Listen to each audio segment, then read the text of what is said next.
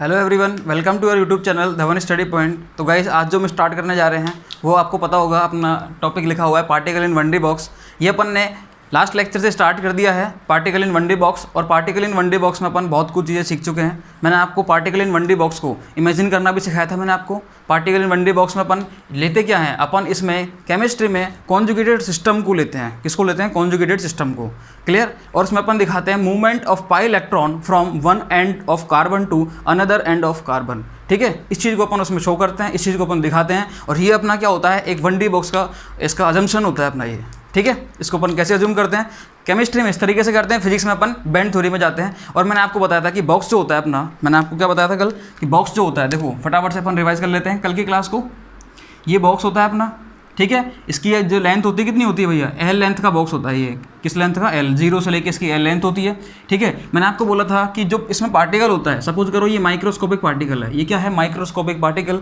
Microscopic particle पर कोई भी एक्टिव फोर्स वर्क नहीं करता। There is no active force on this microscopic particle. So this particle is free and there is the potential energy is constant.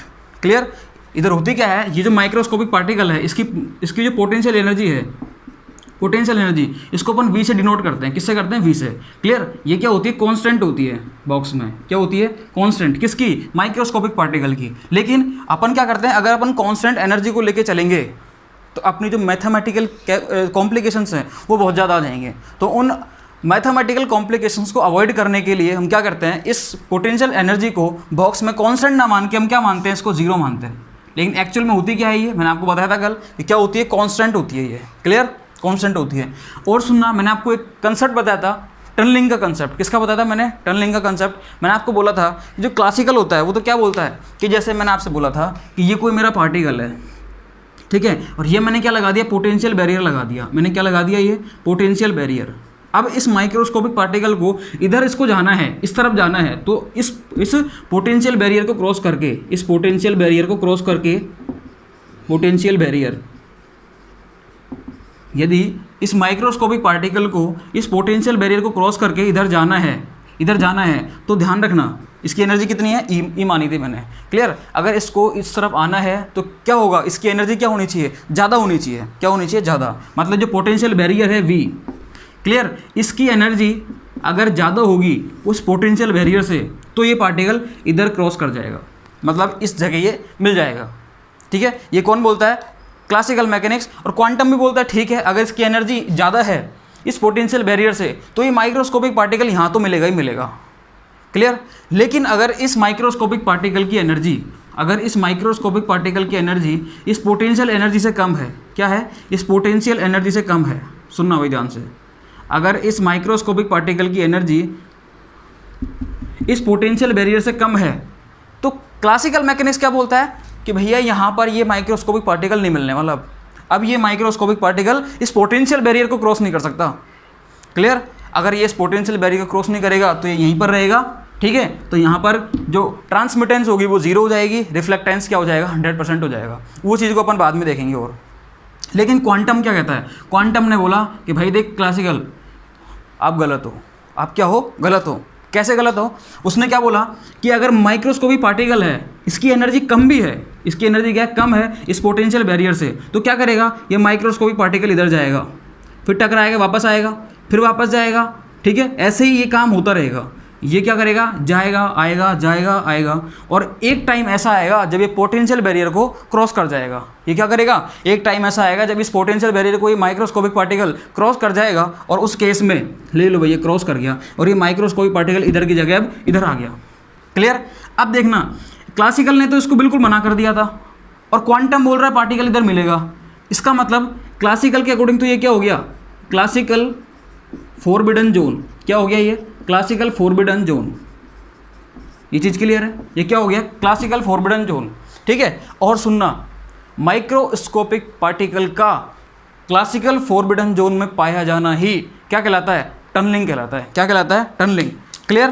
ध्यान रखना, ये microscopic particle जब इधर से इधर आएगा ये, तो इस जगह से इधर आना और इस माइक्रोस्कोपिक पार्टिकल का क्लासिकल फोरबिडन जोन में पाया जाना ही क्या कहलाता है? टनलिंग। ये मैंने आपको समझाया था। मैंने क्या बोला था? इसी फिनोमेना को अपन क्या बोलते हैं? टनलिंग।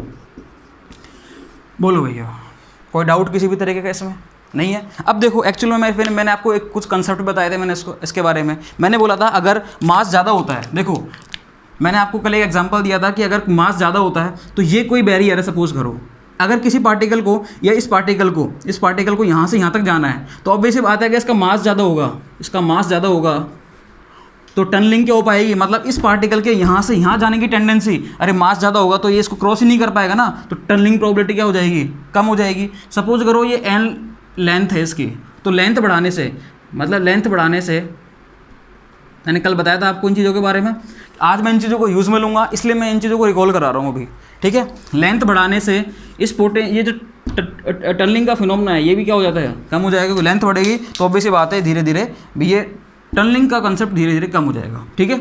और देखना भाई, मास बढ़ेगा तो कम होगा टनलिंग का, लेंथ बढ़ेगा तो कम होगा। अगर मैं इस पोटेंशियल बैरियर को बढ़ा दूं तो बैरियर बढ़ने से भी क्या होता है, ये पोटेंशियल वी की वैल्यू बढ़ने से भी क्या होता है, टनलिंग कम होती है। हाँ, अगर इस माइक्रोस्कोपिक पार्टिकल की एनर्जी को बढ़ा दूं मैं, अगर इस माइक्रोस्कोपिक पार्टिकल की एनर्जी को बढ़ा दूं तो टनलिंग प्रोबेबिलिटी क्या हो जाएगी, ज़्यादा हो जाएगी। क्यों, एनर्जी बढ़ने से अब ये ईजिली इस बैरियर को क्रॉस कर पाएगा।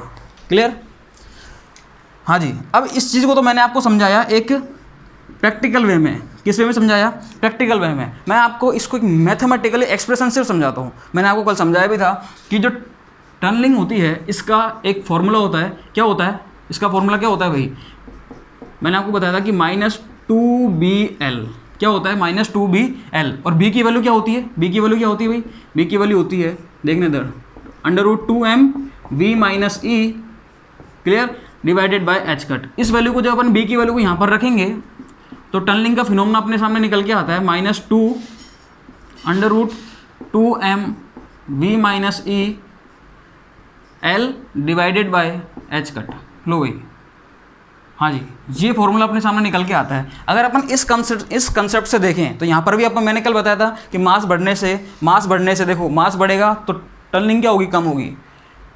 पोटेंशियल बैरियर बढ़ेगा तो टनलिंग कम होगी, लेंथ बढ़ेगी तो टनलिंग कम होगी। हाँ, एनर्जी बढ़ेगा तो ये माइनस में है, बाहर माइनस है, माइनस माइनस प्लस हो गए। इसका मतलब एनर्जी बढ़ने से, किसी भी माइक्रोस्कोपिक पार्टिकल की एनर्जी बढ़ने से, ध्यान रखना, टनलिंग प्रोबेबिलिटी बढ़ जाती है।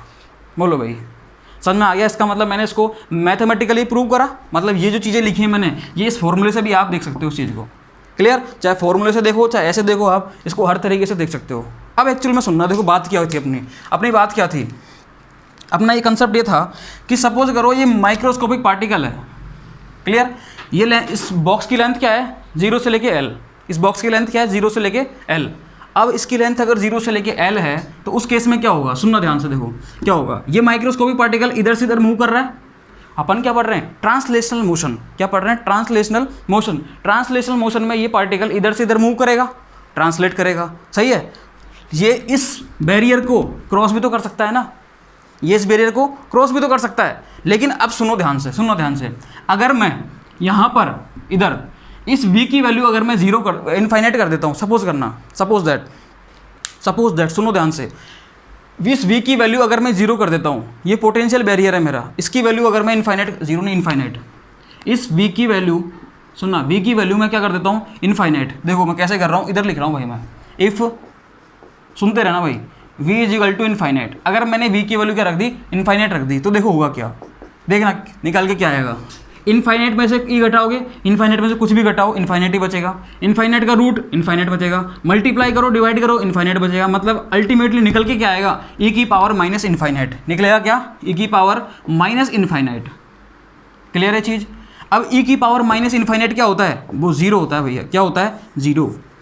तो इसका मतलब क्या है, इसका मतलब ये है कि अगर मैं इस पोटेंशियल बैरियर को या पोटेंशियल एनर्जी को अगर मैं इनफाइनाइट कर देता हूँ तो जो टनलिंग प्रोबेबिलिटी है वो क्या हो जाती है, 0। तो उस केस में माइक्रोस्कोपिक पार्टिकल कभी भी टनलिंग शो नहीं करेगा। दैट मीन्स क्या होगा, देखना, ये माइक्रोस्कोपिक पार्टिकल है, इधर से इधर मूव कर रहा है। अगर मैं इन दीवारों पर इस पोटेंशियल बैरियर को इनफाइनाइट कर दूँ, इस पोटेंशियल बैरियर को क्या कर दूँ, इनफाइनाइट कर दूँ, या दीवारों पर या और बाहर की तरफ। इस बॉक्स में तो 0 कर दिया मैंने, क्लियर, और बाहर क्या कर दिया मैंने, इनफाइनाइट कर दिया। अब जब इनफाइनाइट होएगा तो टनलिंग प्रोबेबिलिटी क्या हो गई, 0। इसका मतलब अब ये माइक्रोस्कोपिक पार्टिकल कभी भी टनलिंग शो नहीं करेगा। ये माइक्रोस्कोपिक पार्टिकल अब इस बॉक्स में ही रहेगा।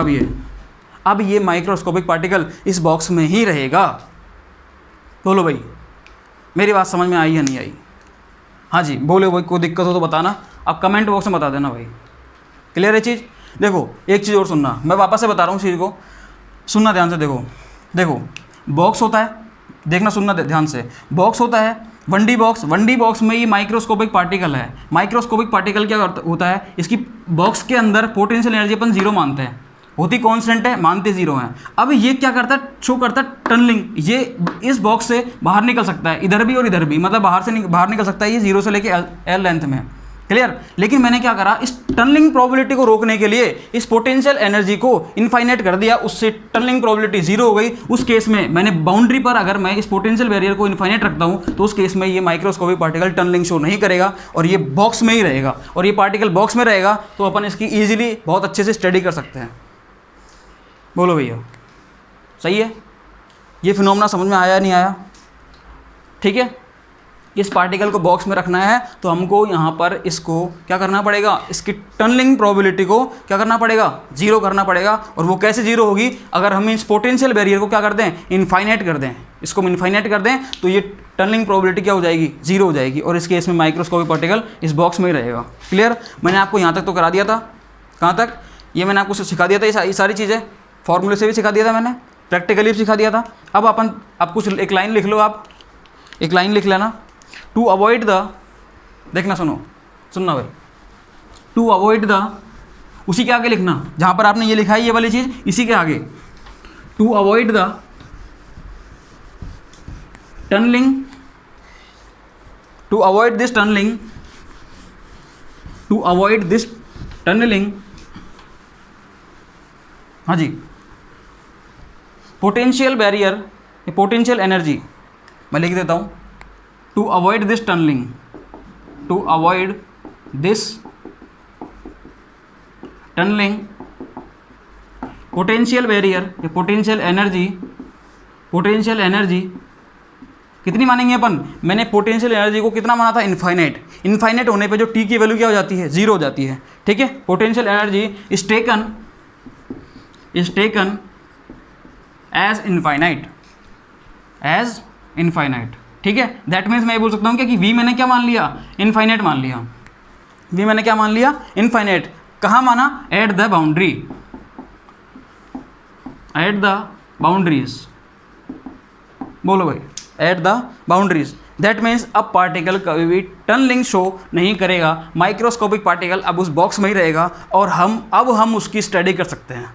क्लियर? अब उसकी स्टडी करना क्या हो जाएगा, आसान हो जाएगा। ये बॉक्स लिया मैंने, यहाँ पर माइक्रोस्कोपिक पार्टिकल की पोटेंशियल एनर्जी मैंने जीरो कर रखी बॉक्स में, जीरो से लेके एल लेंथ के में। क्लियर? और यहाँ पर बाउंड्रीज पर मैंने क्या करा, पोटेंशियल को इनफाइनाइट कर दिया, और पोटेंशियल इनफाइनाइट होगा तो अभी माइक्रोस्कोपिक पार्टिकल टनलिंग शो नहीं करेगा। नाउ माइक्रोस्कोपिक पार्टिकल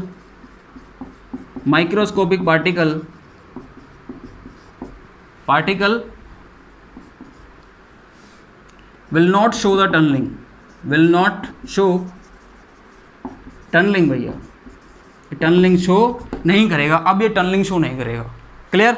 ये बात आपको समझ में आई या नहीं आई? आ गई? तो आगे चलते हैं अपन। क्लियर? देखो समझ में आ गया ये चीज़ आपके?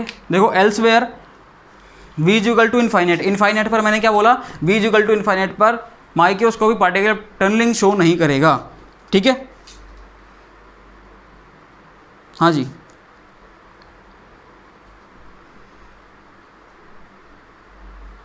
देखो अब टनलिंग की एक बार डेफिनेशन लिख लेते हैं अपन, फिर अपन आगे चलते हैं। क्या होती है टनलिंग, इसके बारे में और सुन लो ध्यान से, फिर अपन अब पार्टिकल इन 1D बॉक्स को श्रोडिंगर वेव इक्वेशन से स्टार्ट करेंगे, और वहाँ से अपन पार्टिकल इन 1D बॉक्स का वेव फंक्शन निकाल के लेके आएंगे अपन, क्या होता है, कैसे निकालते हैं, आगे इसके क्या क्या सिग्निफिकेंस होंगे, और उससे अपन और नई नई चीज़ें क्या क्या जान सकते हैं। ठीक है, तो एक बार अपन इस चीज़ को देख लेते हैं। अब सुनना ध्यान से आप। क्लियर? एक बार टनलिंग के बारे में और देख लो। देखो क्या होती है टनलिंग, क्या होता है टनलिंग के बारे में। लो भैया, टनलिंग की डेफिनेशन सुनना ध्यान से। Microscopic particle having less energy than the potential energy, ये आपको पता है टनलिंग के लिए मस्ट कंडीशन क्या है। पहली बात तो टनलिंग के लिए मस्ट कंडीशन ये है कि उसकी एनर्जी, माइक्रोस्कोपिक पार्टिकल की एनर्जी पोटेंशियल एनर्जी से कम होनी चाहिए, तब वो शो करेगा। अगर ज़्यादा हुई तो वो तो उसमें तो क्लासिकल भी बोलता है, उसमें तो क्लासिकल भी क्या बोलता है कि भैया माइक्रोस्कोपिक पार्टिकल इस पोटेंशियल बैरियर को क्रॉस कर जाएगा। क्लियर। तो हमें क्या रखना है, माइक्रोस्कोपिक पार्टिकल की एनर्जी कम रखनी है as compare to the potential energy. ठीक है, तो सुनना ध्यान से, देखो microscopic particle,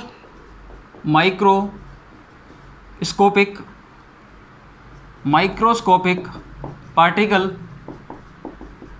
clear, having energy less than, having energy less than the energy of potential energy, the energy of potential energy, must condition है भाई ये पोटेंशियल एनर्जी। ठीक है, माइक्रोस्कोपिक पार्टिकल की एनर्जी अगर पोटेंशियल एनर्जी से कम होगी तभी वो टनलिंग शो करेगा, अदरवाइज वो अपन उस फिनोमेना को कभी भी टनलिंग में इंक्लूड नहीं करेंगे। क्लियर। क्यों, अगर उसकी एनर्जी ज़्यादा होती है तो उस केस में तो क्लासिकल मैकेनिक्स भी बोलता है, क्या बोलता है कि उस केस में तो माइक्रोस्कोपिक पार्टिकल उस पोटेंशियल बैरियर को क्रॉस इजीली कर लेगा। ठीक है, लेकिन एनर्जी कम हो तो वहाँ पर क्लासिकल मैकेनिक्स तो मना कर देता है और क्वांटम मैकेनिक्स बोलता है भैया हो सकता है इधर भी। ठीक है, उस चीज़ को अपन ने देख लिया। अब इसकी एक बार लिख लो definition, potential energy barrier, potential barrier, clear, have tendency to cross the barrier known as tunneling, इसके बारे में इसमें तो कोई डाउट है नहीं अपन को। क्लियर। अब इसको अपन मैथमेटिकली कैसे एक्सप्रेस करेंगे ये देखना भाई, कैसे करते हैं। ई की पावर में क्या होता है -2bl, ये अपन सीख चुके। और b जो होता है, इस b की वैल्यू क्या होती है, इधर देखना भाई, b की वैल्यू क्या होती है √2mv-e divided by h cut. इस वैल्यू को जब अपन यहाँ रखेंगे तो अपने पास इस टनलिंग की वैल्यू क्या निकल के आती है, t की वैल्यू क्या निकल के आती है 2√2mv-e l divided by h cut. ये वैल्यू अपने पास निकल के आती है और इस चीज़ को अपन ने अच्छे से सीख लिया है। क्लियर। हाँ जी बोलो, इसमें कोई डाउट हो किसी भी तरीके का नहीं है। चलो अब अपन एक चीज़ और देख लेते हैं। अपन एक चीज़ और क्या देख लेते हैं, देखो इसको हटाता हूँ मैं एक बार, इसको हटाता हूँ भाई। क्लियर। इसको मैंने हटाया, इस टनलिंग के फॉर्मूले को मैं इधर लिख रहा हूँ भाई, ए की power -2√2mv-e divided by h cut l। ये इसका फॉर्मूला होता है, सबको पता है। क्लियर।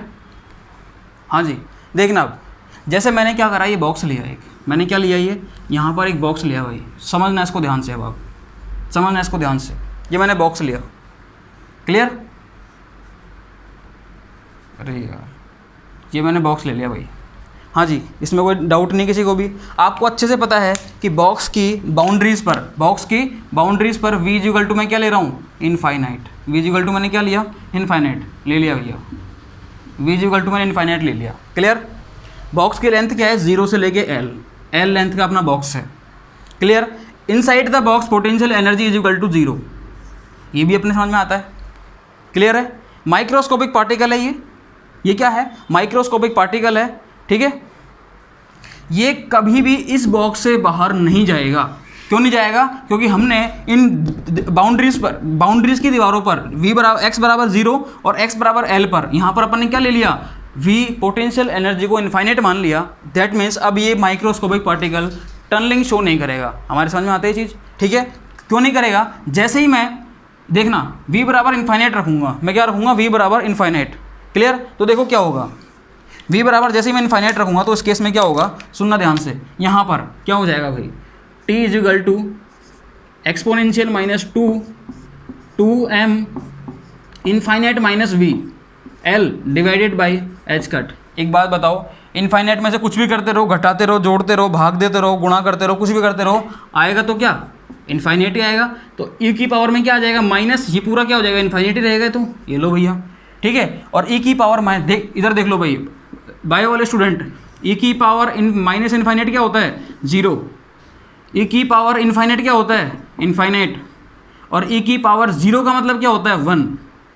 ध्यान रखना भाई ये चीज़ बायो वाले स्टूडेंट्स के लिए स्पेशली, ठीक है। मैथ्स वाले तो अच्छे से जानते हैं इन चीज़ों को, बायो वालों के लिए ई की पावर में इनफाइनाइट आता है, उसकी वैल्यू क्या रहती है इनफाइनाइट। आगे अपने बहुत काम में आएगा ये, क्लियर। ई की पावर में अगर माइनस इनफाइनाइट आता है उसकी वैल्यू क्या रहती है 0, और ई की पावर 0 का मतलब क्या रहता है 1, क्लियर। इधर देखना आप, इधर क्या आ गया ई की पावर माइनस इनफाइनाइट आ गया, दैट मीन्स ई की पावर क्या हो जाए, टी की वैल्यू क्या हो गई अभी है 0। इसका मतलब क्या है, बाउंड्रीज पर जब मैं देखो इधर सुनो, इन v माइनस ई होता है ना, बाउंड्रीज पर जब मैंने v की वैल्यू इनफाइनाइट रखी, v की वैल्यू क्या रखी इनफाइनाइट, तो उस केस में क्या आया टनलिंग प्रोबेबिलिटी क्या निकल के आई 0। दैट मीन्स अभी माइक्रोस्कोपिक पार्टिकल इस बाउंड्री से कभी भी टनलिंग शो नहीं करेगा। इधर आओ, यहाँ पर देखना भाई, t इज इक्वल टू क्या है वही exponential minus 2√2m infinite minus v, clear. ये l divided by h cut, clear है। वही वापस से t इज इक्वल टू क्या हो जाएगा ई की पावर माइनस इनफाइनाइट, और t इज इक्वल टू क्या हो जाएगा भैया 0। इस यहाँ पर भी वही सीन है, अब यहाँ पर भी क्या है सेम सीन, क्लियर। अब माइक्रोस्कोपिक पार्टिकल इस बॉक्स में ही घूमता रहेगा और उस पर कोई भी किसी भी तरीके का कोई एक्टिव फोर्स तो है ही नहीं इसके ऊपर, क्लियर। तो पोटेंशियल एनर्जी क्या रहती है कॉन्स्टेंट, उसको अपन ने 0 मान ली। अब अपन इस माइक्रोस्कोपिक पार्टिकल पर इजीली स्टडी कर सकते हैं, इजीली अपन क्या कर सकते हैं इस पर स्टडी कर सकते हैं पर अपन। अब बोलो भैया, देखो सुनो मैंने क्या बोला, इसके एक बार मैं वापस बताता हूँ आपको हर एक चीज़ के बारे में, ठीक है। टनलिंग क्या होती है उसके बारे में आपको समझ में आ गया कि एनर्जी अगर क्या हो कम हो किससे, पोटेंशियल बैरियर से। देखो सुनो ध्यान से, बॉक्स में अगर सुनो ध्यान से, बॉक्स में अगर पोटेंशियल एनर्जी कम होती है किससे, सॉरी बॉक्स में क्या होता है, इस माइक्रोस्कोपिक पार्टिकल की एनर्जी क्या होगी पोटेंशियल एनर्जी से कम होगी। तो उस केस में क्या होता है, उस केस में माइक्रोस्कोपिक पार्टिकल क्लासिकल के अकॉर्डिंग तो मना कर देता है, क्वांटम के अकॉर्डिंग हाँ कर देता है, क्वांटम के अकॉर्डिंग मिलेगा भैया मिलेगा, ठीक है। वो टनलिंग शो करेगा, इसका मतलब ये माइक्रोस्कोपिक पार्टिकल यहाँ से यहाँ जा सकता था, लेकिन अपन ने क्या करा बाउंड्रीज पर इस v की वैल्यू को इन्फाइनाइट कर दिया, उस केस में अभी यहाँ पर नहीं मिलेगा, क्लियर। ये बात समझ में आती है, ठीक है। आगे चलें अपन अब, हाँ जी बोलो भाई, ठीक है। अब अपन आगे चलते हैं, अब अपना मेन काम स्टार्ट होता है। हेडिंग डाल लेना भैया, बहुत ही इंपॉर्टेंट चीज़ है वो, बहुत इंपॉर्टेंट चीज़ है, उसके बारे में समझना, उसके बारे में समझना भैया अब आप, क्लियर। इसमें कोई डाउट हो किसी भी तरीके का, बॉक्स में क्या होता है कैसे होता है उस चीज़ को आपको समझ में आ चुका। अब मैं आगे चल रहा हूँ भाई, ठीक है। देखना भैया आप, टनलिंग के बारे में आपको समझ में आ चुका है ऐसा मैं मान रहा हूँ, क्लियर। देखो सुनो ध्यान से, अब अपन क्या करेंगे, श्रोडिंगर वेव इक्वेशन को सॉल्व करते हैं अपन। अब याद करो भाई, याद करो वापस से। देखो 1-2 क्लासें एक्स्ट्रा बढ़ जाएँ अपनी बॉक्स में, कोई दिक्कत नहीं है, क्लास बढ़ जाए बॉक्स में, 4 क्लास की जगह 5 क्लास ले लूँगा, 6 ले लूँगा, लेकिन बॉक्स समझ में आना चाहिए। क्या होना चाहिए, पार्टिकल इन 1D बॉक्स बहुत अच्छे से समझ में आना चाहिए, तभी अपनी चीज़ें क्लियर हो पाएंगी आगे की, क्लियर। देखो वापस से मैं एक स्टार्टिंग की क्लास में लेके जा रहा हूँ, सुनना ध्यान से, मैंने उस वक्त क्या बोला था। वो क्लास है फिलोसफी ऑफ क्वांटम की, लेक्चर नंबर 3, ठीक है। लेक्चर नंबर 3 में मैंने आपको समझा रखा है, मैंने आपको लेक्चर नंबर 3 में क्या समझा रखा है, वो क्लास थी अपनी philosophy of quantum, origin of quantum, उसके बारे में थी वो। उसमें मैंने आपको क्या समझाया था, सुनना देखो ध्यान से। मैंने समझाया था आपको कि डी ब्रोगली आया था एक बार, क्या आया था डी ब्रोगली ने एक बहुत काम की बात बोली थी। क्या बोली थी उसने काम की बात, डी ब्रोगली ने काम की बात बोली थी कि कोई भी मैटर ड्यूल नेचर शो करता है, उसकी क्या होती है द्वैत प्रकृति होती है, वो 2 नेचर शो करता है। वो कितने नेचर, दो नेचर, कौन कौन से, एक तो पार्टिकल नेचर और एक वेव नेचर। जैसे ही उसने बोला वो वेव नेचर शो करता है, श्रोडिंगर आया भाग के। श्रोडिंगर ने क्या बोला था, श्रोडिंगर बोला कि डी ब्रोगली सुन, अगर तू ये बोलता है कि कोई भी पार्टिकल वेव नेचर शो करता है, कोई मैटर क्या करता है वेव नेचर शो करता है, तो उसकी अपनी एक वेव इक्वेशन होगी जो मेरे नाम पे होगी। किसके नाम पे, मेरे नाम पे। क्या होगी, श्रोडिंगर वेव इक्वेशन। वेव उसने इसलिए बोला क्योंकि डी ब्रोगली बोल गया था कि वेव नेचर होता है किसी भी मैटर का, या किसी पार्टिकल का क्या होता है, वेव नेचर होता है। तो श्रोडिंगर क्या बोला कि अगर कोई भी पार्टिकल या मैटर वेव नेचर रखता है तो उसकी अपनी एक वेव इक्वेशन होगी, क्लियर, और वो मेरे नाम पर होगी श्रोडिंगर वेव इक्वेशन, उसको मैं दूंगा, देखना कैसे, क्लियर।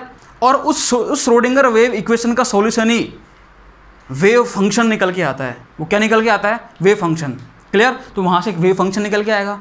तो उस वेव फंक्शन में उस सिस्टम की सारी इंफॉर्मेशन फीड होती है, सही है। उस वेव फंक्शन में उस सिस्टम की टोटल इंफॉर्मेशन फीड होती है। अपन को निकालना आना चाहिए उस इन्फॉर्मेशन को, कैसे देखते हैं, कैसे निकालते हैं, कैसे ढूंढते हैं, कैसे अपन उसको फाइंड आउट करते हैं, कैसे उसको डिटरमाइन करते हैं, क्लियर। ये समझ में आ गई अपने। अब वो वेव फंक्शन निकल के आ गया। अब वेव फंक्शन के आगे की चीज़ें क्या होंगी, वो सारी चीज़ें श्रोडिंगर ने एक अजम्पशन बेस्ड दी थी। उसने क्या बोला कि देखो सुनो, आगे क्या होने वाला है, इसके लिए मैं कुछ अजम्पशंस दे रहा हूँ, मैं कुछ क्या दे रहा हूँ, अजम्पशंस दे रहा हूँ, ठीक है। उन्हीं अजम्पशंस को श्रोडिंगर ने क्या बोला, postulates of the quantum mechanics. उनको क्या बोला श्रोडिंगर ने, पोस्टुलेट ऑफ क्वांटम मैकेनिक्स, और अपनी क्वांटम आगे बढ़ जाती है। लेकिन अपन को जो काम की बात है वो क्या है, डी ब्रोगली ने बोला था, डी ब्रोगली ने क्या बोला था कि सुन, अगर कोई भी पार्टिकल, कोई भी मैटर अगर वेव नेचर शो करता है तो उसकी अपनी एक वेव इक्वेशन होगी, जिसका सॉल्यूशन क्या होगा, वेव फंक्शन, क्लियर। देखो अब मैं स्टार्ट कर रहा हूँ श्रोडिंगर वेव इक्वेशन से, क्लियर। और इस श्रोडिंगर वेव इक्वेशन से इसको सॉल्व करके इसका सॉल्यूशन मैं लेके क्या आऊँगा, वेव फंक्शन। मेरे को बस इतना समझाना है, कैसे वेव फंक्शन आएगा श्रोडिंगर वेव इक्वेशन से, ये अपन को समझना है। देखो भाई सुनना ध्यान से, मैंने आपको एक लेक्चर लिया था अभी, शायद 2 या 3 लेक्चर होंगे, 3 लेक्चर पहले होगा, वो था अपना quantum mechanical treatment of Schrodinger wave equation. उसमें मैं एच साई बराबर ई साई जो होता था, क्या होता था, H Sai is equal to E Sai. देखो सुनो, उसमें मैंने क्या किया था कि H Sai is equal to E Sai जो था, इसको मैं सॉल्व करके लेके आया था मैंने हैमिल्टोनियन। ये एच क्या होता है, हैमिल्टोनियन ऑपरेटर। एच क्या, साई क्या होता है, वेव फंक्शन होगा किसी भी सिस्टम का। हैमिल्टोनियन ऑपरेटर जो होता है वो टोटल एनर्जी का ऑपरेटर है, तो आइगन वैल्यू जो निकल के आएगी वो एनर्जी की फॉर्म में निकल के आएगी, और वेव फंक्शन अपना एज इट इज आ जाएगा। ये अपनी आइगन वैल्यू इक्वेशन थी। जब मैं इसको सॉल्व करके लेके आ रहा था तो मैं यहाँ पर एक चीज़ लेके आया था, मैंने क्या लिखा था यहाँ पर, इसको सॉल्व करके मैं इस चीज़ को लेके आया था, psi del square psi plus, देखो इधर मैंने क्या बोला था, 2m upon H cut square E minus V psi is equal to 0। मैं आपके सामने ये वाली इक्वेशन लेके आया था। ये क्या थी, अपनी श्रोडिंगर वेव इक्वेशन। क्या थी ये, श्रोडिंगर वेव इक्वेशन, क्लियर। मैंने बोला था ये है अपना, ये भी श्रोडिंगर वेव इक्वेशन है, ये भी श्रोडिंगर वेव इक्वेशन है। ये क्या है, इस श्रोडिंगर वेव इक्वेशन का क्वांटम मैकेनिकली ट्रीटमेंट है। अब आगे जब भी मैं कोई सिस्टम पढ़ाऊंगा आपको, कोई भी सिस्टम डिस्कस करूंगा, अभी मैं कर रहा हूँ 1D बॉक्स, आगे जाके मैं करूंगा SHO, फिर मैं करूंगा इलेक्ट्रॉनिक मोशन के रिगार्डिंग हाइड्रोजन एटम, फिर करूंगा मैं क्या, रिजिड रोटर, रोटेशनल मोशन के रिगार्डिंग। तो उस केस में सबसे पहले मैं इस श्रोडिंगर वेव इक्वेशन को सॉल्व कराऊंगा। इस श्रोडिंगर वेव इक्वेशन को सॉल्व करा के मैं हर एक सिस्टम का एक एक वेव फंक्शन निकालूंगा। वो वेव फंक्शन उस सिस्टम की टोटल इन्फॉर्मेशन रखता है, उस वेव फंक्शन में उस सिस्टम की सारी इन्फॉर्मेशन फीड रहती है, क्लियर। तो मैं क्या करूँगा, ये मेरा क्या है, ये इस इक्वेशन से इस इक्वेशन पे जब मैं आता हूँ, इसको मैं क्या बोलता हूँ, quantum mechanically treatment of the Schrodinger wave equation, clear. अब मैं इस इक्वेशन को यूज़ लूँगा हर जगह, इसलिए इस इक्वेशन को आप याद कर लेना, अच्छे से रट लेना भाई, समझ लेना इसको, 10 बार 50 बार 100 बार लिख लेना, याद रहनी चाहिए आपके। Del square psi plus 2m upon H cut square E minus V psi is equal to 0, clear है। बोलो भाई, कोई डाउट हो तो बताओ। हाँ जी,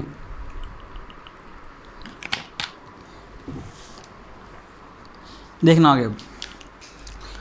अब मैं जो आगे अपन आगे अब सॉल्व करेंगे चीज़ों को, वो अपनी आज अब मेन क्लास है अपनी यहाँ से पार्टिकल इन 1D बॉक्स में। अभी तक जो चीज़ें थी उनसे क्वेश्चन आए या नहीं आए, कोई थ्योरेटिकल वे में कोई छोटे मोटे एग्जाम में पूछ ले तो पूछ ले, बाकी अब तक जो था वो समझने के लिए था। अब से आगे अपन जो भी पढ़ेंगे वहाँ से नेट गेट और IIT जेम में सीधे क्वेश्चन आते हैं, डायरेक्ट क्वेश्चन आएंगे वहाँ से, ठीक है। तो अब सुनना क्या है वो आगे की चीज़ बहुत इंपॉर्टेंट होने वाली है, उसको बहुत ध्यान से समझना, बहुत ही इंपॉर्टेंट है भाई, वो बहुत ज़्यादा इंपॉर्टेंट है, क्लियर। सुनो देखो ध्यान से। अब मैं कर रहा हूँ क्या कर रहा हूँ, श्रोडिंगर वेव इक्वेशन को मैं सॉल्व करूँगा ट्रांसलेशनल मोशन के रिगार्डिंग, क्लियर। देखो हेडिंग क्या है अपनी, सुनो ध्यान से, Schrodinger wave equation, Schrodinger wave equation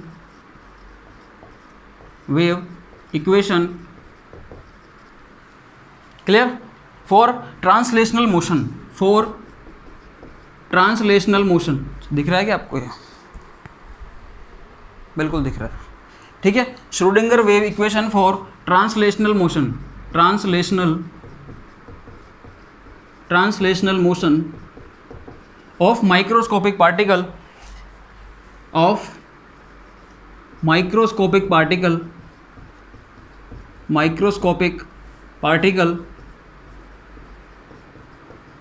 in 1D box. लो भैया, ये अपना क्या है, ये अपना हेडिंग है भाई, ये अपना टॉपिक है आज का। इस चीज़ को अपन देखेंगे आज, इस चीज़ को अपन आज सॉल्व करेंगे भाई। ये अपनी बहुत काम की चीज़ है। इससे अपन अब क्या करने वाले हैं, अपन करने वाले हैं श्रोडिंगर वेव इक्वेशन को सॉल्व करेंगे। क्लियर? श्रोडिंगर वेव इक्वेशन को सॉल्व करके अपन वेव फंक्शन निकालेंगे और पूरा मेथड क्या होगा उसको अपन अब सॉल्व करने जा रहे हैं, उसको अपन डिस्कस करने जा रहे हैं। बस देखते रहना, जहाँ पर भी डाउट आए वहाँ पर बता देना। लेकिन ऑफलाइन में कैसे बताओगे भाई, रिकॉर्डेड में? ऑनलाइन होता तो पूछ लेते हैं, ऑनलाइन रहता लाइव तो पूछ लेते। लाइव स्टार्ट किया था बट इतना अच्छा रेस्पॉन्स नहीं मिला। लाइव स्टार्ट किया था, रेस्पॉन्स अच्छा नहीं मिला, तो अपने वापस रिकॉर्डेड पे आ गए। अब लाइव भी आएंगे, ऐसी बात नहीं है, लाइव आएंगे। क्लियर? लाइव थोड़े स्टूडेंट एक बार ऐड हो जाए। लाइव में जब भी मज़ा आता है जब सामने स्टूडेंट हो, कम से कम 15, 20, 25 तो स्टूडेंट होने चाहिए, कम से कम मिनिमम इतने तो होने चाहिए। तब अपन को लगता है कि हाँ अब डेली कोई एक आ रहा था। कई बार तो एक भी नहीं आता, मैं अकेले पढ़ा रहा था, खुद ही पढ़ा रहा हूँ, खुद ही पढ़ रहा हूँ। ठीक है, तो उस केस में फिर थोड़ा ऑड फील होता है, फिर अजीब सा फील होता है। इसलिए अब रिकॉर्डेड में कोई प्रॉब्लम नहीं है। डाउट अभी भी कोई दिक्कत नहीं है, आपको कोई डाउट है कमेंट बॉक्स में लिखना, उन चीज़ों को मैं नेक्स्ट लेक्चर में शो कर दूंगा। ठीक है, सुनो देखो ध्यान से। अभी मैंने कल कुछ डाउट्स पढ़े थे, कल कुछ आपके कमेंट्स आए थे कुछ वीडियोस पे। वो कमेंट क्या थे, एक बार मैं उन कमेंट्स को डिस्कस कर रहा हूँ। सुनो ध्यान से, बीच में यहाँ वैसे तो करना नीचे लेकिन कर रहा हूँ फिर भी सुनो ध्यान से। देखो वो आप ही के डाउट्स हैं, इसलिए मैं आपसे डिस्कस कर रहा हूँ। एक्चुअल में क्या हुआ था, किसी एक स्टूडेंट ने कहा था, उन्होंने कहा था कि मैंने एक वीडियो डाली थी, मैंने आपको पढ़ाया था probability in 1D box. Clear? Probability in 1D box मैंने पढ़ाया था। उसके बाद मैंने कुछ क्वेश्चंस दिए थे, वो क्वेश्चंस हुए क्या थे, उन क्वेश्चंस को मैंने आपको दिया था। नेक्स्ट लेक्चर में मैंने उनको सॉल्व कराया था। देखो मैंने फर्स्ट लेक्चर में तो आपको कराया था प्रोबेबिलिटी इन 1D बॉक्स, उसको समझाया और 1-2 क्वेश्चन सॉल्व कराए थे। नेक्स्ट लेक्चर में मैंने जो एग्जांपल दिए थे उन सारे एग्जांपल्स को मैंने सॉल्व कराया था बाकायदा, कि जो प्रोबेबिलिटी होती है बॉक्स में, लेफ्ट हाफ में क्या होती है, राइट हाफ में क्या होती है, मिड हाफ में क्या होती है, left third, right third, mid third, और लेफ्ट क्वार्टर, मिड क्वार्टर और राइट क्वार्टर, इनमें प्रोबेबिलिटी क्या होती है, कैसे निकालते हैं, उस चीज़ को मैंने बाकायदा सॉल्व करके एक वीडियो बनाई थी अलग से। 1.25 घंटे की वीडियो थी वो। एक्चुअली क्या हुआ गाइज, वो वीडियो जो है ना, वो वीडियो हो गई डिलीट कैसे हो गई, वो टेक्निकली कोई वर्क कर रहे थे तो उसमें गलती से, वो हमारी मिस्टेक थी, वो वीडियो डिलीट हो गई। ठीक है, तो जिन लोगों को ये चीज़ है कि वो वही वीडियो वापस चाहिए, तो मैं वापस बना दूंगा उस वीडियो को। बहुत लोगों ने कमेंट किया था इस वीडियो के लिए रिगार्डिंग कि वो वीडियो कहाँ गई, वो वीडियो क्या हुआ, हमें तो वो चीज़ सीखनी थी।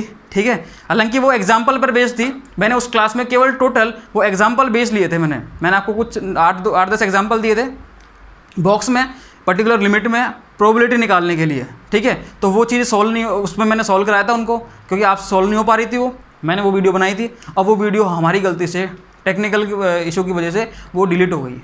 ठीक है, अब वो वीडियो हम दोबारा बनाएंगे, अब मैं बना दूंगा उस वीडियो को, उसमें डोंट वरी बिल्कुल उसके रिगार्डिंग।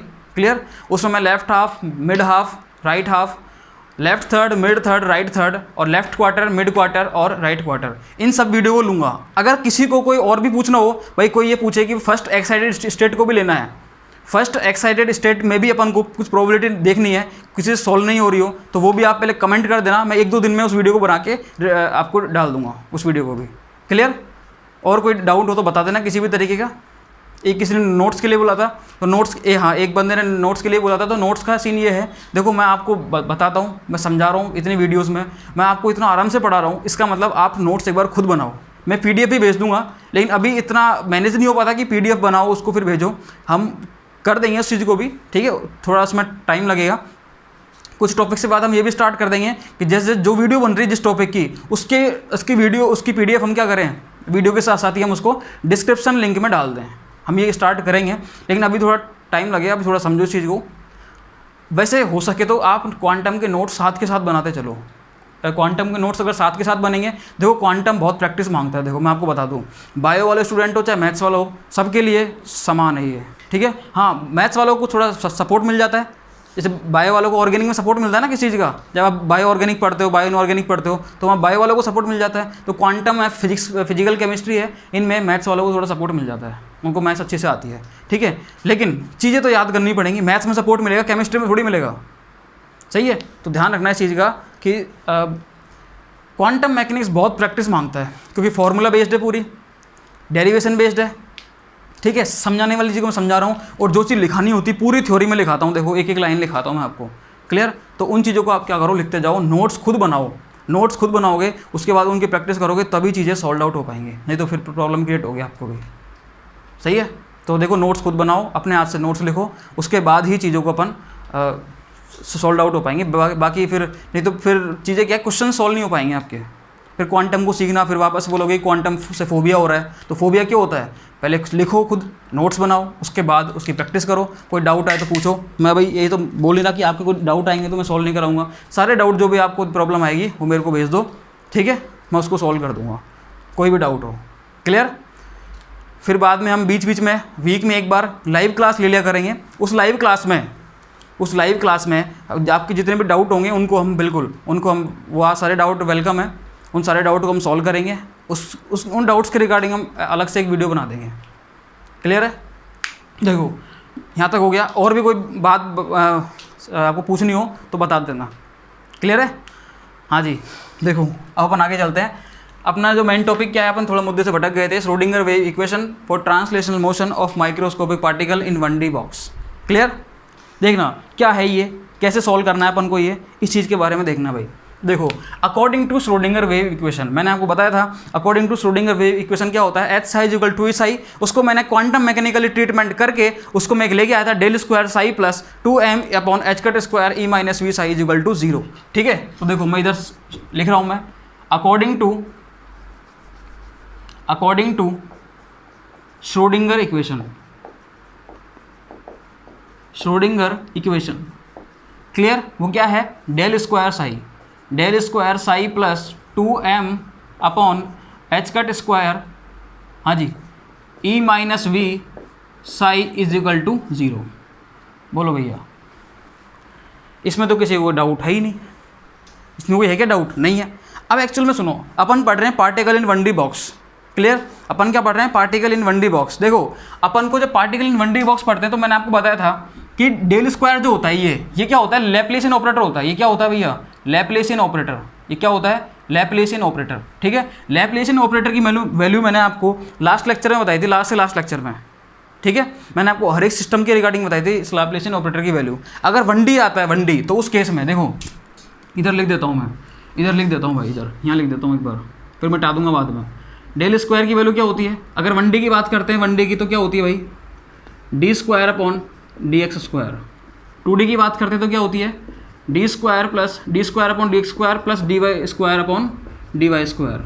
3D की बात करते हैं तो क्या होती है, d square upon d x square plus d square upon d y square plus d square upon d z square, ये इसकी वैल्यू होती है, क्लियर। अब 1D की अपन बात करते हैं तो 1D में देखो क्या होगी, D square upon d x square, ये लो भाई, d square by D x square psi plus, आपको पता है अच्छे से, आपको क्या पता है कि जो पोटेंशियल एनर्जी है बॉक्स में, हमने मानी क्या है, 0 मानी है।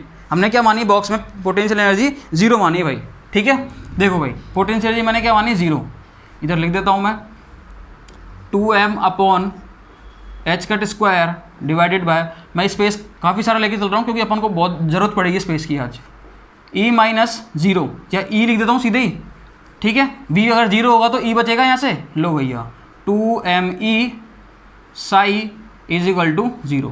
लो भाई ये इक्वेशन अपने सामने निकल के आई। ये इक्वेशन क्या है, श्रोडिंगर वेव इक्वेशन है फॉर द, ये क्या है, श्रोडिंगर वेव इक्वेशन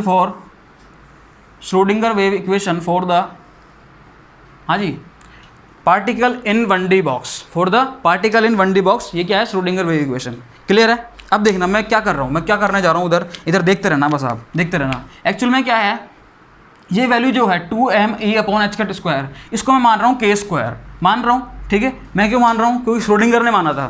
देखो सुनना ध्यान से, थोड़ा सा आपके दिमाग में डाउट आ सकता है, उस डाउट को मैं क्लियर करता हूँ। आपके दिमाग में आ सकता है कि बार बार मैं कुछ चीज़ें मैं बोलूँगा कि मैं इस चीज़ को ये मान रहा हूँ, जैसे अभी बॉक्स में अपन ने मानी थी पोटेंशियल एनर्जी, क्या मानी थी, 0 मान ली थी कांस्टेंट। अरे एक्चुअल में क्या है, जब श्रोडिंगर चीज़ों को सॉल्व कर रहा हो, श्रोडिंगर उन चीज़ों को सॉल्व कर रहा था, तो उसने अपनी सुविधा के लिए ये चीज़ें आगे कॉम्प्लिकेट ना हो, मैथमेटिकली कॉम्प्लिकेट ना हो, तो वो क्या कर रहा था, उन चीज़ों को कुछ ऐसा नियर टू 0 लेके जा रहा था, या नियर टू वो चीज़ें सॉल्व हो सके, ठीक है, ईजिली सॉल्व हो सकें, उस वहाँ पर लेके जा रहा था वो उन चीज़ों को। क्लियर? या फिर वो जो चीज़ें मानता था उससे कभी भी जो एग्जैक्ट रिजल्ट आते थे उन पर कोई फ़र्क नहीं पड़ा। इसलिए वो जो मान रहा है, अपन भी उन चीज़ों को मान के चल रहे हैं, ठीक है। अपन खुद नहीं मान रहे, श्रोडिंगर ने इन चीज़ों को माना था भाई, उसके अजम्पशंस थे, और श्रोडिंगर ने बोला था कि क्वांटम मैकेनिक्स पूरी अजम्पशंस पे बेस्ड है। क्लियर? इसका एक्चुअल रियलिटी से कोई मीनिंग नहीं है। अरे एक बात बताओ, श्रोडिंगर वेव इक्वेशन क्या है, कुछ दे देगा अपन को, कुछ खाने के लिए दे देगा? नहीं देगा। वेव फंक्शन निकल के आएगा, वो कुछ दे देगा? वो नहीं देगा। वो क्या देगा अपन? कुछ नहीं दे सकता। लेकिन क्या है, उस वेव फंक्शन जो रिजल्ट निकल के आते हैं वो एग्जैक्ट मैच कर जाते हैं किससे, जो पार्टिकल एग्जैक्ट रियलिटी में शो करता है। लेकिन ध्यान रखना, इस क्वांटम मैकेनिक्स का रियलिटी से कोई मीनिंग नहीं है, मैथमेटिकली एक्सप्रेशन है केवल सर ये, ठीक है। अजम्पशंस पे बेस्ड हैं, पोस्टुलेट्स पे बेस्ड हैं सारे के सारी चीज़ें ये। क्लियर? देखो, इसको मैंने क्या माना, k² मान लिया। k² इजिकल टू मैंने क्या माना, 2m/h²। बोलो, ये चीज़ क्लियर है? इसको मैंने मान लिया। अब इसको मैं इधर रखता हूँ, d²/dx² psi plus k² psi is equal to क्या आ गया, 0 आ गया, ठीक है। ये लो भैया, एक इक्वेशन और आ गई है। लो भाई साहब, ये इक्वेशन आ गई अपने पास, ये लो, हाँ जी, ये इक्वेशन आ गई। क्लियर है? अब एक्चुअल में क्या होता है, देखो, इस इक्वेशन को अपन सॉल्व करेंगे आगे। अपन क्या करते हैं, इस इक्वेशन को आगे अपन सॉल्व करेंगे। क्लियर? जब मैं इस इक्वेशन को सॉल्व करूंगा तो क्या होगा, इस इक्वेशन को जब मैं सॉल्व करूंगा आगे, तो देखो अपन को सीधे सॉल्यूशन याद रखना है। इस इक्वेशन से सॉल्यूशन क्या निकल के आएगा, क्योंकि अगर इसको सॉल्व करने बैठ गए कोई मतलब भी नहीं है, कोई क्वेश्चन भी नहीं आएगा, क्वांटम में कोई मीनिंग नहीं है, फिजिक्स का पार्ट है पूरा, टोटल क्या है, क्वांटम मैकेनिक्स क्या है, फिजिक्स का पार्ट है। तो इसको सॉल्व करके क्यों देखें हम इतना बड़ा मेथड इसको देखेंगे अपन सॉल्व करने के बाद, और फिर अब वो चीज़ें फिर कोई मतलब भी नहीं निकलेगा उसका, ठीक है। तो अपन क्या करेंगे, सीधे सॉल्यूशन याद रखेंगे। इसका क्या होता है, इसका सॉल्यूशन देखना भाई, इसका सॉल्यूशन क्या होता है, this differential equation has 2 solution. इस जी क्या है, डिफरेंशियल इक्वेशन है। देखो यहाँ पर क्या आ रहा है, d/dx आ रहा है, कितनी बार आ रहा है, 2 बार आ रहा है। क्या है, डबल डेरिवेटिव, मतलब ये जो डिफरेंशियल इक्वेशन है इसके 2 सॉल्यूशन निकल के आते हैं। इसके क्या आते हैं, 2 solution. This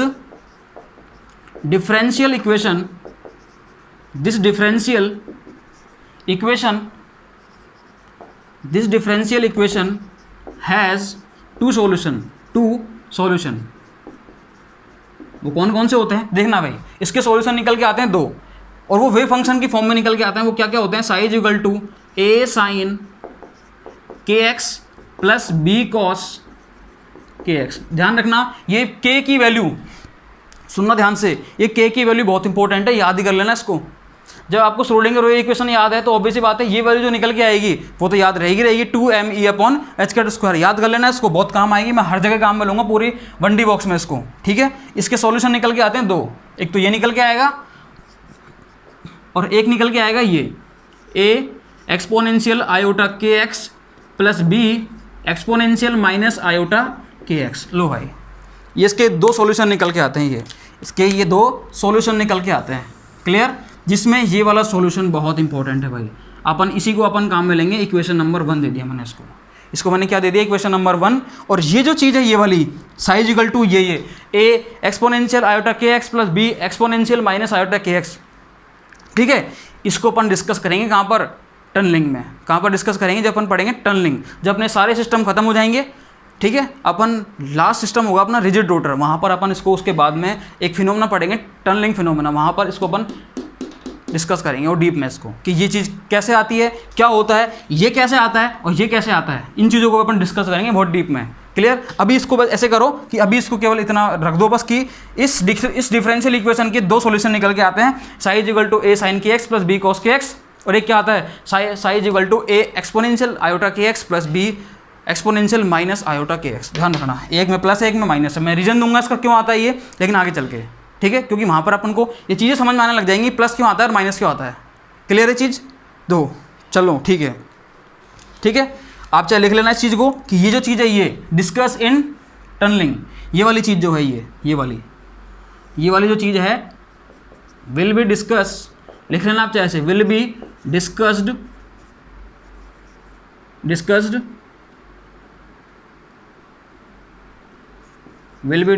in the tunnelling,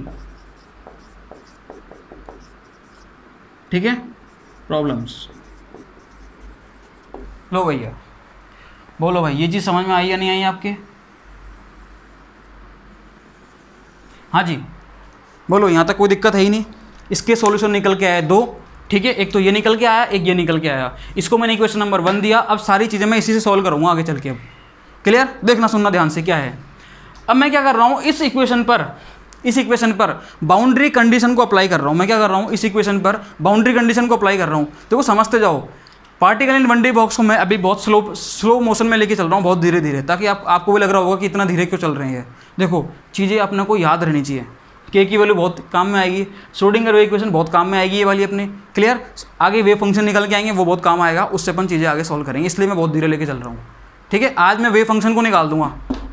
wave function क्या होगा इसका, क्लियर? देखना ध्यान से।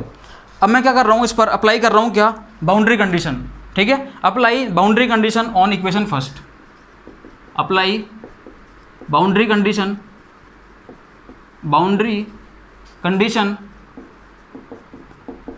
On equation first. लो भैया, इस इक्वेशन फर्स्ट में मैंने क्या कर दी, बाउंड्री कंडीशंस को अप्लाई कर दिया। ठीक है, अप्लाई करते हैं बाउंड्री कंडीशंस को इस बार अपन। क्लियर है चीज़? देखो कैसे अप्लाई करेंगे। बाउंड्री कंडीशन अपनी क्या है, 2 हैं। एक तो क्या है, x बराबर 0 पर, x बराबर 0 होता है तो अपना वेव फंक्शन 0 हो जाता है। क्लियर?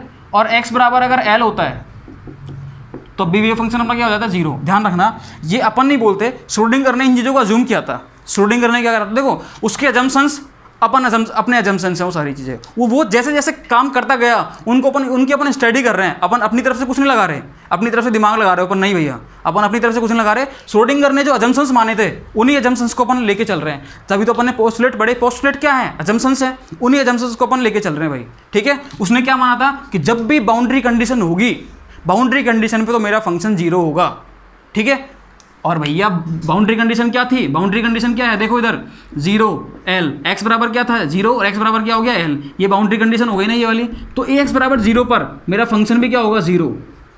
लो भैया, x बराबर 0 पर क्या होगा, फंक्शन 0, x बराबर l पर भी क्या होगा, फंक्शन 0। वही चीज़ मैंने यहाँ पर लिखी है। सही है? बोलो भाई, ये चीज़ समझ में आ गई। अब मैं क्या कर रहा हूँ, इस बाउंड्री कंडीशन को पहले अप्लाई कर रहा हूँ किस पर, इक्वेशन नंबर 1 पर। ठीक है, अब ये है बाउंड्री कंडीशन नंबर 1, ये बाउंड्री कंडीशन नंबर 2। दोनों बाउंड्री कंडीशन को मैं अप्लाई करूंगा इक्वेशन नंबर 1 पे। ठीक है, पहले क्या करूंगा, मैं बाउंड्री कंडीशन फर्स्ट को अप्लाई कर रहा हूँ। ठीक है, देखो फर्स्ट, हाँ जी, apply first boundary condition on equation first. Apply first boundary condition,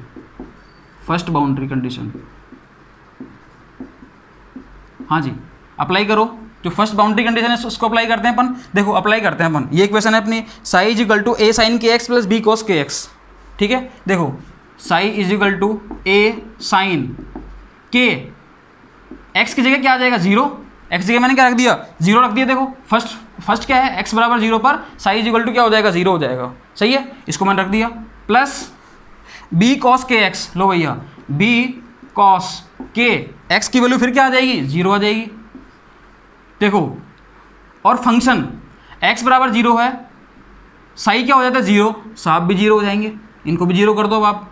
अब देखना बचेगा क्या, देखो 0 इज इक्वल टू, देखो 0 इज इक्वल टू साइन 0, ये क्या बनेगा, साइन 0 बनेगा। और साइन 0 की वैल्यू क्या होती है, 0 होती है।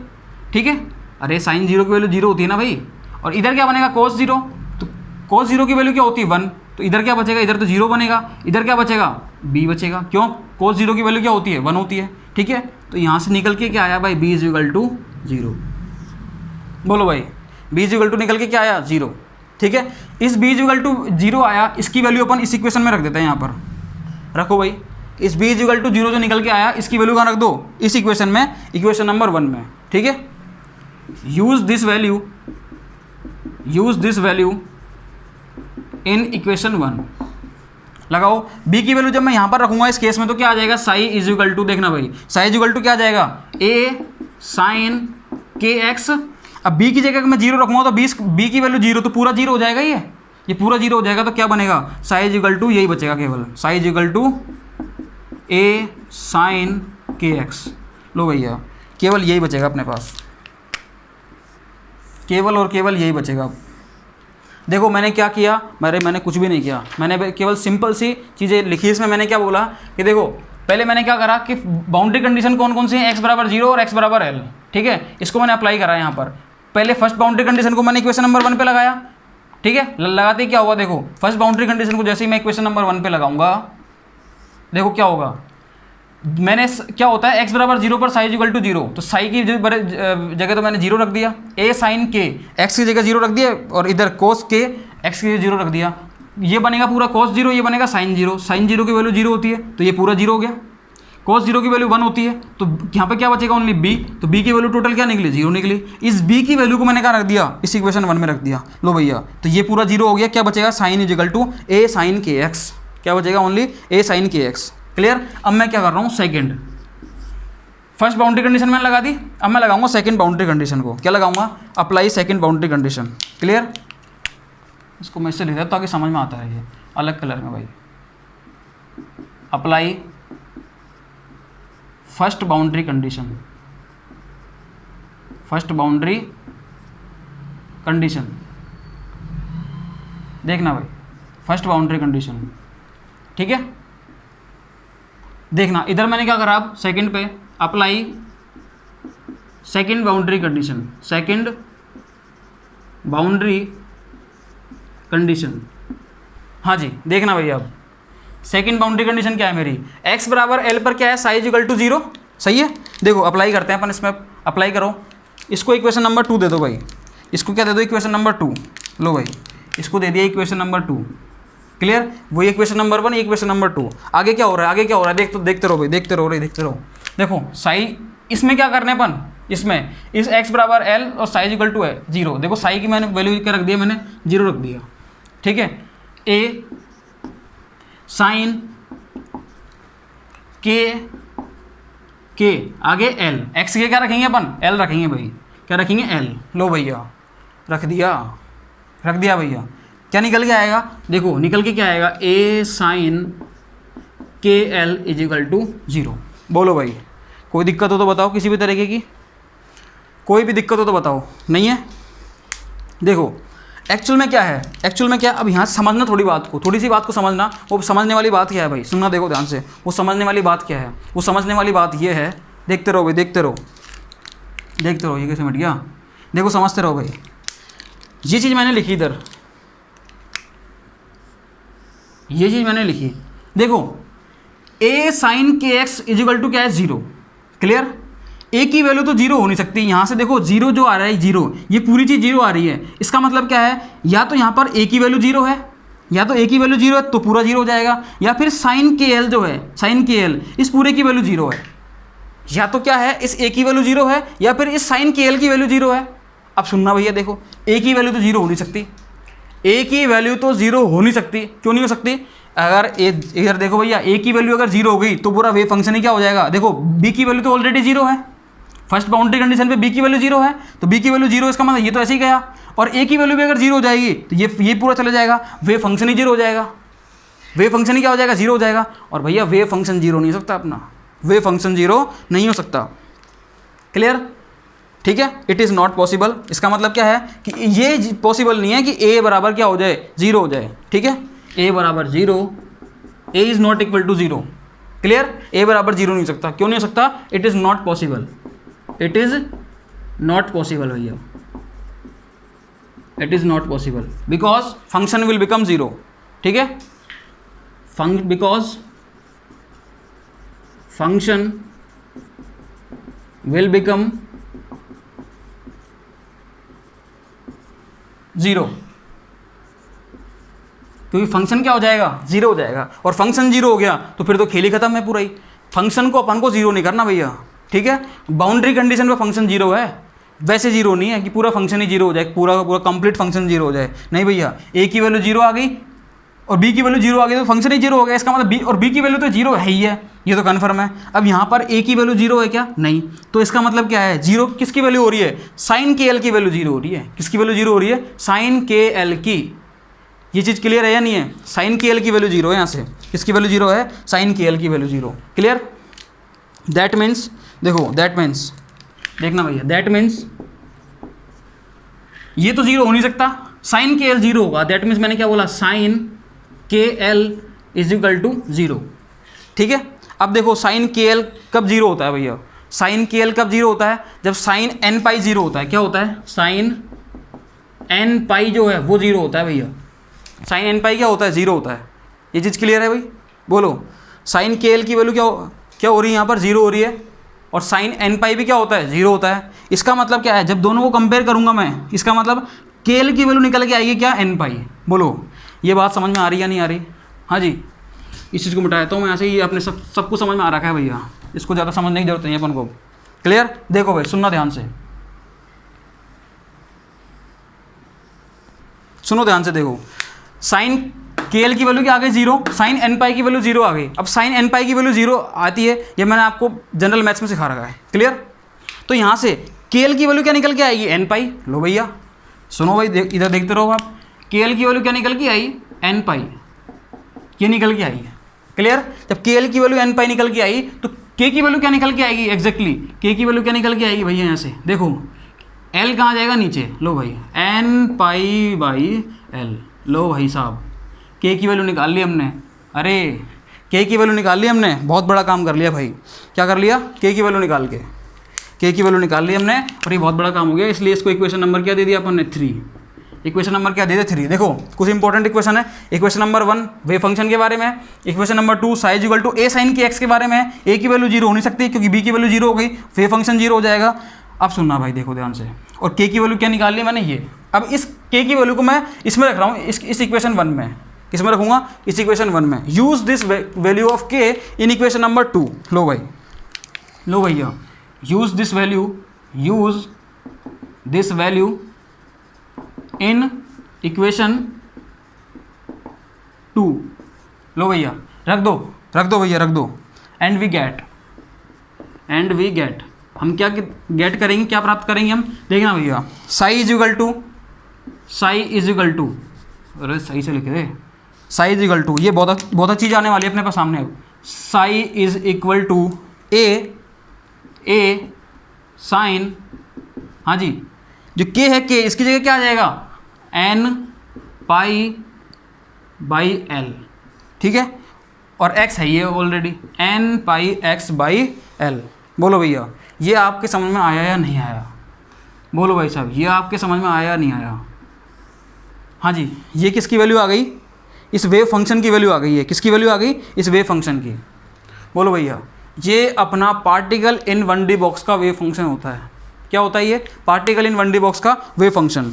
ये चीज़ क्लियर है अपने? बोलो, ये चीज़ क्लियर है क्या?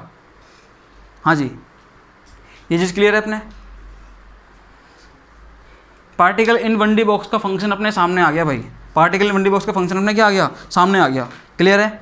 अब देखो, अब देखना भाई, एक्चुअल में होता क्या है? एक्चुअल में होता क्या है कि n बराबर, ये जो फंक्शन आया अपने पास a sine n pi x by L, कैसे आया ये अपन ने देख लिया। अब यहाँ पर n की वैल्यू क्या कह सकते हैं? देखो, x तो क्या है?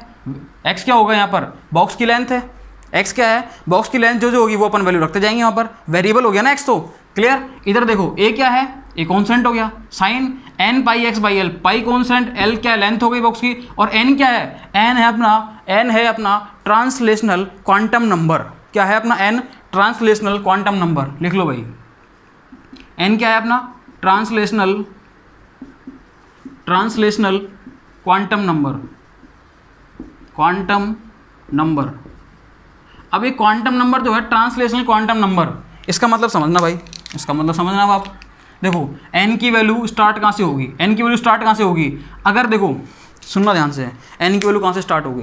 n की वैल्यू अगर मैं जीरो रखता हूँ यहाँ पर, अगर मैं इस केस में n की वैल्यू जीरो रखता हूँ, तो n की वैल्यू अगर मैं जीरो रखूँगा तो देखना, psi equal to a sine, इस पूरे की वैल्यू क्या हो जाएगी? जीरो हो जाएगी। इस पूरे की वैल्यू क्या हो जाएगी? जीरो। और इसका मतलब पूरा जीरो, तो साइन जीरो बना। साइन जीरो की वैल्यू क्या होती है? जीरो, पूरा जीरो, वेव फंक्शन जीरो, और वेव फंक्शन कभी जीरो नहीं हो सकता। ठीक है, इसलिए मैं n की वैल्यू कभी भी 0 से स्टार्ट नहीं करूँगा यहाँ पर। क्लियर है चीज़?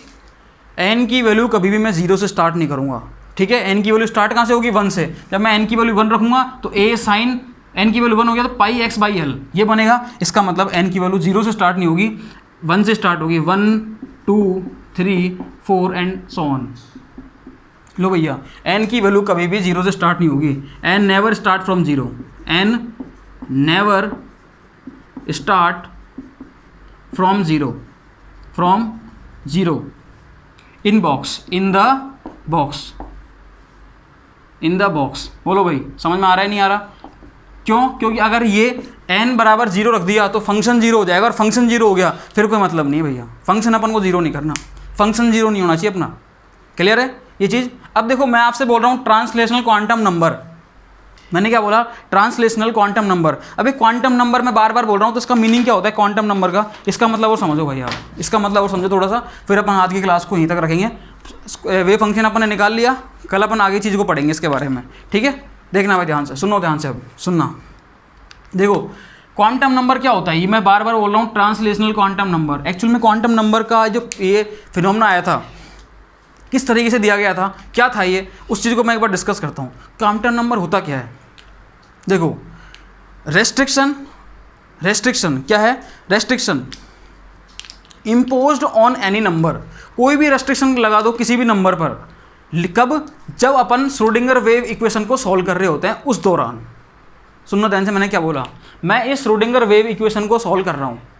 मैं क्या कर रहा हूँ? इस श्रोडिंगर वेव इक्वेशन को सॉल्व कर रहा हूँ। इस दौरान यदि किसी भी नंबर पर कोई रेस्ट्रिक्शन लग जाती है, रेस्ट्रिक्शन लग जाती है, वो मेरा नंबर क्या कहलाता है? Quantum number. सही है। मैंने n बराबर 0 रखा, श्रोडिंगर वेव इक्वेशन को सॉल्व करता रहा, वेव फंक्शन 0 हो गया भैया। काहे की रेस्ट्रिक्शन भाई? सही है।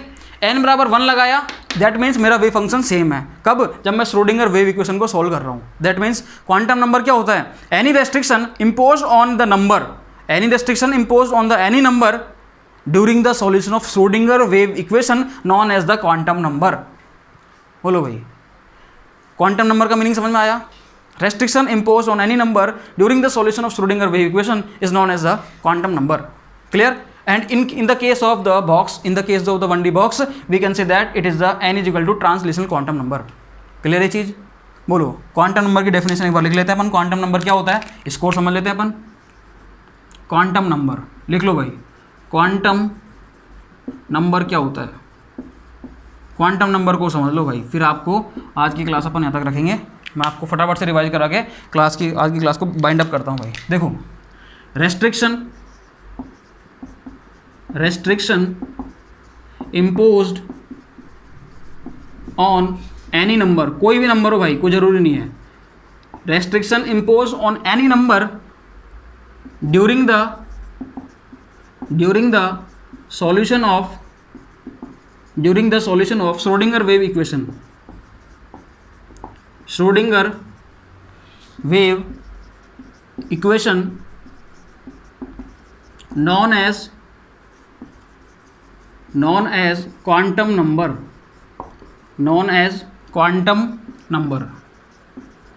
बोलो भाई, known as quantum number. Clear है? हाँ जी। और यहाँ पर इस केस में इस n को अपन क्या बोल रहे हैं? Here n is translational quantum number. कौन सा क्वांटम नंबर है ये? ट्रांसलेशनल। क्यों? क्योंकि हम जो मोशन पढ़ रहे हैं वो क्या है? Translational motion. तो उसके रिगार्डिंग अपना क्वांटम नंबर क्या हो गया? Translational quantum number, translational quantum number. बोलो भाई, कोई डाउट हो किसी भी तरीके का तो बताओ भाई। हाँ जी। मैथमेटिकली एक्चुअल में ये n बराबर 0 अलाउ नहीं होता भैया, लिख लेना। मैथमेटिकली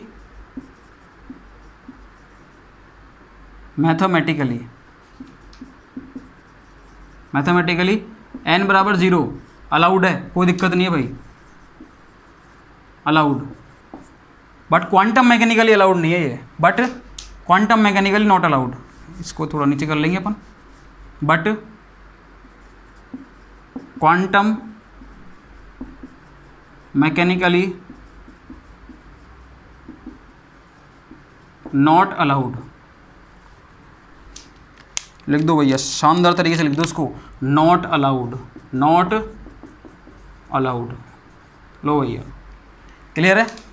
और ये जो लिखा मैंने ये क्या था, क्वांटम नंबर की डेफिनेशन है भैया। ये क्वांटम नंबर क्या होता है, क्वांटम नंबर। हाँ जी बोलो भाई साहब, किसी भी तरीके का कोई डाउट हो तो बताओ। हाँ जी, कोई भी डाउट हो तो बताओ भाई। ठीक है, अब अपन आगे चलते हैं। यहाँ तक अपन ने कर लिया, ठीक है। हाँ जी, देखना अब एक बार मैं आपको वापस से बताता हूँ। देखो, हम पढ़ रहे हैं पार्टिकल इन 1D बॉक्स में श्रोडिंगर वेव इक्वेशन के बारे में। मैंने क्या करा, इस श्रोडिंगर वेव इक्वेशन को सॉल्व करा। ये जो श्रोडिंगर वेव इक्वेशन है क्या है, ये क्वांटम मैकेनिकली ट्रीटमेंट करके मैं इस श्रोडिंगर वेव इक्वेशन को लाया। यहाँ पर मैंने क्या करा, पार्टिकल इन 1D बॉक्स में जो लैप्लेसियन ऑपरेटर की वैल्यू क्या होती है, d2/dx2, इसको रखा। पोटेंशियल एनर्जी मैंने 0 रखी, ये निकल के आया। इसको मैं सॉल्व करता गया आगे, ठीक है। इसको जैसे ही मैंने सॉल्व करा तो इस डिफरेंशियल इक्वेशन को सॉल्व करने के बाद दो अपने पास वेव फंक्शन निकल के आए, ठीक है, 2 टर्म में। इसको तो हम कहाँ डिस्कस करेंगे, टनलिंग में। और ये वाला वेव फंक्शन जो निकल के आया, इस पर मैंने बाउंड्री कंडीशंस को अप्लाई किया। मैंने क्या करा, बाउंड्री कंडीशंस को अप्लाई किया। और बाउंड्री कंडीशन क्या होती हैं, x = 0 और x = L। और ध्यान रखना, श्रोडिंगर ने ये अजम्पशंस किए थे, श्रोडिंगर के अजम्पशंस थे कि बाउंड्री कंडीशन पर वेव फंक्शन क्या होता है, 0 होता है, ठीक है। x = 0 पर साई = 0 होगा, x = L पर साई = 0 होगा, ठीक है। ये इसके दो क्या थे, अजम्पशंस थे। कहाँ पर, बाउंड्री कंडीशंस पर। बाउंड्री कंडीशंस पर श्रोडिंगर के अजम्पशंस क्या थे कि बाउंड्री कंडीशंस पर वेव फंक्शन क्या होता है, 0 होता है, ठीक है। इसने माना। मैंने क्या करा, इन दोनों बाउंड्री कंडीशंस को इस वेव फंक्शन पर जो सॉल्यूशन निकल के आया, इस पर 1 by 1 अप्लाई करा। 1 by 1 अप्लाई करा तो फर्स्ट केस में क्या आया, b = 0 आया। b = 0 आया, मैंने इसको इस इक्वेशन में रख दिया, रखा तो ये निकल के आया। फिर सेकेंडरी बाउंड्री कंडीशन को मैंने इसी इक्वेशन पर लगाया। जैसे लगाया तो a sin kx = 0 निकल के आया, ठीक है। ये निकल के आया तो a sin kx = 0। मेरे को पता है अच्छे से कि a sin kx जो 0 आया ये, ठीक है, ये 0 आया। मेरे को पता है कि a = तो 0 हो नहीं सकता, क्योंकि अगर a = 0 हो गया तो पूरा वेव फंक्शन 0 हो जाएगा भैया, क्योंकि b की वैल्यू ऑलरेडी क्या है, 0। a की वैल्यू 0 होते ही पूरा wave function 0, that means a की वैल्यू 0 नहीं हो सकती। दैट मीन्स क्या है, sin kl की वैल्यू 0 है। क्या है, sin kl की वैल्यू 0 है। अब sin kl की वैल्यू कब 0 होती है, जब sin nπ होता है। sin क्या होता है, nπ। देखो इधर, sin nπ हमेशा क्या होता है, 0। और sin kl = क्या है, 0। kl को मैंने nπ के इक्वल करा, मैंने कर दिया। करा तो k की वैल्यू क्या निकल के आई, nπ/l। nπ वाली ये निकल के आई, ये आ गया, ठीक है। इस k की वैल्यू को मैंने इसमें रख दिया। वेव फंक्शन क्या निकल के आया, साई = a sin nπx/l। ये मेरा क्या है, पार्टिकल इन 1D बॉक्स का वेव फंक्शन है। ये वेव फंक्शन है, क्लियर। n की वैल्यू स्टार्ट कहाँ से होती है, 1 2 3 4 से, क्योंकि अगर n की वैल्यू में 0 रख देता हूँ तो मेरा वेव फंक्शन 0 हो जाएगा। और मैं ऐसा कभी नहीं करूँगा, मैं n की वैल्यू को 0 नहीं रखूँगा। क्यों, क्योंकि साई की वैल्यू क्या हो जाएगी, 0 हो जाएगी। और वेव फंक्शन को कभी 0 नहीं करना अपन को, ठीक है। इसको मैंने क्या बोला, translational quantum number. Quantum number का मीनिंग मैंने क्या बताया कि any restriction impose on any number during the solution of Schrodinger wave equation. क्या बोला मैंने, restriction impose on any number during the solution of Schrodinger wave equation known as the quantum number, clear. और n की value start कहाँ से होती है, ये 1 से स्टार्ट होती है, 0 से स्टार्ट नहीं होती। मैथमेटिकली n = 0 अलाउड होता है, but quantum mechanically n = 0 allowed नहीं है। क्यों नहीं है, क्योंकि वेव फंक्शन 0 हो रहा है यहाँ पर, क्लियर। हाँ जी, यहाँ तक अपन ने पढ़ लिया। ये है अपना particle in 1D box. Particle in 1D box कल अपन देखेंगे कि इस वेव फंक्शन में जो आया, यहाँ पर a की वैल्यू, a क्या है, एक नॉर्मलाइजेशन कॉन्स्टेंट निकलेगा ये, और इसकी वैल्यू क्या होगी वो अपन देख लेंगे आगे चल के भी, ठीक है। अपन ये अपना आज का हो गया पूरा पार्टिकल इन 1D बॉक्स के बारे में। हाँ जी बोलो भाई, कोई डाउट हो किसी भी तरीके का कहीं पर भी तो आप बता देना, कमेंट बॉक्स में बता देना, उसको हम सॉल्व कर देंगे। और उसके रिगार्डिंग, और जो मैंने आपको समझाया था तो उसमें कोई प्रॉब्लम हो तो उसमें बता देना आप, ठीक है। हाँ जी बोलो भाई, कोई डाउट हो किसी भी तरीके का, कोई भी डाउट किसी भी तरीके का तो बताओ।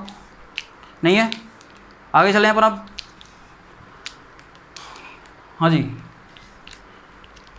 देखो, ये था अपना पार्टिकल इन 1D बॉक्स। अपन ने वेव फंक्शन निकाल लिया है, इसको याद करना, रट लेना बिल्कुल। क्या होता है, sin nπx/l, साथ में a है, a नॉर्मलाइजेशन कांस्टेंट है, इसकी वैल्यू अपन कल निकाल लेंगे। वैसे मैंने आपको सिखा रहा है, आप खुद भी निकाल सकते हो, आप खुद भी इस a की वैल्यू निकाल सकते हो। क्या करोगे, अरे कुछ नहीं करना, साई स्टार साई डिटो को 1 के बराबर रखना। अगर 1 आ जाए तो ये फंक्शन नॉर्मलाइज है। अगर 1 नहीं आता, अगर इसका वैल्यू 1 नहीं आता, दैट मीन्स क्या करोगे, जो भी वैल्यू आएगी उसका रूट करोगे।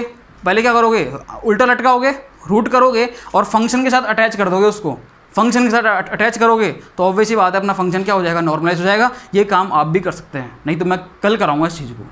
क्लियर है? बोलो भाई, कोई डाउट किसी भी तरीके का नहीं है? पार्टिकल इन 1D बॉक्स अपना स्टार्ट हो चुका है, 2 क्लास हो चुकी हैं इसकी अपनी, और अपन यहाँ तक पहुँचे हैं। कल से अपन इस वेव फंक्शन को नॉर्मलाइज करके इसके ग्राफ पर आएंगे अपन। किस पर आएंगे? ग्राफ पे। साई जो है, साई का ग्राफ लेंगे अपन एक्स के रेस्पेक्ट में, साई स्क्वायर का ग्राफ लेंगे एक्स के रेस्पेक्ट में, और कैसे निकालते हैं वो हम चीज़ों को देखेंगे अगली क्लास में। आज के लिए इतना ही, बहुत बहुत धन्यवाद।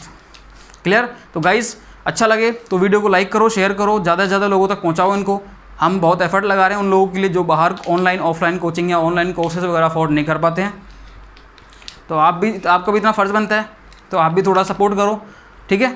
हम एफर्ट लगा रहे हैं, थोड़ा सा एफर्ट आप भी लगाओ ताकि हमें मोटिवेशन मिले और हम और ज़्यादा एफर्ट लगाएं फिर आपके लिए। ठीक है? हाँ जी, तो आज की क्लास अपने यहीं तक रखते हैं आप।